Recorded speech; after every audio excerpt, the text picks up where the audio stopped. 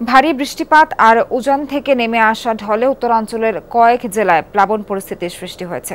এই অঞ্চলের 4টি নদীর পানি দ্রুত বৃদ্ধি পাচ্ছে।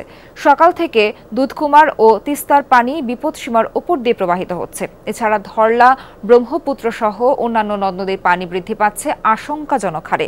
পানি বৃদ্ধির ফলে এসব নদীর তীরবর্তীর নিচু অঞ্চল প্লাবিত হয়েছে। বিশেষ করে দুধকুমার নদের অববাহিকার ভুরুঙ্গামারী উপজেলার ছিটপাইকের ছড়া, পাইকডাঙ্গা, চর বলদিয়া, নাগেশ্বরী উপজেলার ফান্দের চর এলাকার শতাধিক পরিবারের মানুষ পানিবন্দী হয়ে পড়েছে। এই অঞ্চলে আগামী 3 দিনের মধ্যে বন্যার পূর্বাভাস দিয়েছে পানি উন্নয়ন বোর্ড।